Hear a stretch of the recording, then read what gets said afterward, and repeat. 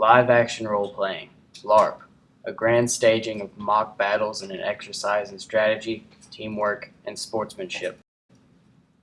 Kevin Waters was born to LARP. He discovered it at the age of 13, after years of Dungeons and Dragons. LARPing soon consumed his life. He practiced constantly, consistently, and he would win. While his non-LARPing life was, shall we say, not so bright. Everyone knew that his future as a LARPer was radiant, until last week. Sunday, July 8th, 2012, Center Park, the biggest LARP gathering since 1978. Kevin Waters in the thick of it, and he wins, almost single-handedly carrying his team to victory. He received his praise, then disappears, never a trace. Kevin is simply gone. And I think you know something about it. Your name is Robin, correct? Yes, sir. What was your relationship to Kevin? We hung out. Could you clarify? Well, we went to breakfast together, and lunch, and dinner. And we went to classes together. But it wasn't a big deal or anything. Where were you on the day Kevin was last seen? I was just watching. But you were angry with Kevin, weren't you? It was that girl, Hannah. I could see her trying to move in on my man. And, I mean, what girl LARPs without an ulterior motive?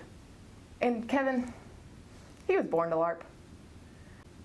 Kevin, can you help me? I just don't know what I'm doing. Of course. I was born to LARP. Thank you, Kevin. My hands are cold. You're warm. How could he betray me like that? With that hussy! I could kill him.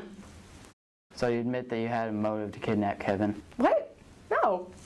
I mean, he hadn't even asked me to be his GSP girlfriend yet. It's like we were serious or anything. So Linda, when was the last time you saw your brother? At the weekly LARP gathering last Sunday, Kevin was born to LARP. We made an unstoppable team. So you hung out with your brother often? Yeah. Well, until he started hanging out with that girl. Hannah? Hannah? I don't know Hannah. I'm talking about that girl, Robin. She was always taking him away from me. She doesn't deserve him. Kevin is valiant. I remember that one Sunday, he took a devastating blow to the arm to save me. Was Robin there the last time you saw your brother? Yeah. She was peering through the bushes as usual. I bet she saw that no good friend of his yelling at him. And your name was? Garth. Garth. Right. So how did you know Kevin? We were acquaintances, not exactly friends. We met on the LARP field a couple times. Were you with Kevin on the evening of Sunday the 8th? Yeah, I was there. We played LARP together, opposite teams. We may have exchanged a few words after the battle. We shouted a couple times. He walked off. I never saw him again. What reasons did you have to be angry with Kevin? He broke a couple of the rules. Like? He never limped. He never put his arm behind his back. He never rolled on his torso. So you felt that you were justified to kidnap him? Kidnapping him? I'll be the first one to say I hate rule breakers, but that's crazy. I would never kidnap anyone. Why have you called me back in here? Do you know where my brother is? Well, I have an idea of what happened to him and who did it. Was it Robin or Garth? I believe it was both, but not for the reason you might think. You see, Robin was angry with Kevin because he was talking to another girl, and Garth was angry with Kevin because he failed to adhere to the proper injury procedure. What the heck? You don't even follow the rules. How could you cheat on me? Why are you even here? Just get out of here. No one wants you at LARP. Just go. Whatever. Both excellent motives for kidnapping, but what really drove them to crime was the greatest sin in all of LARP. The use of a pool noodle. He didn't. I'm afraid he did. And as you know, pool noodles give the LARPer a much greater advantage than he should ever have. Both Garth and Robin know this and have witnessed and experienced the destructive power of the pool noodle. It made them angry. No, furious. They would lie awake at night vowing revenge on anyone who had or would commit this terrible crime. So when they saw Kevin using a pool noodle, what was there left to do? They had no choice but to teach him a lesson. So they waited until he was alone, surprised him, incapacitated him, and put him away someplace remote where he could think about his actions. Probably. I can't believe they would do such a thing over a pool noodle. So do you know where my brother is? Well, he could be anywhere. A bunker, offshore island, even that closet over there. I'll leave you alone to gather your thoughts. Excuse me.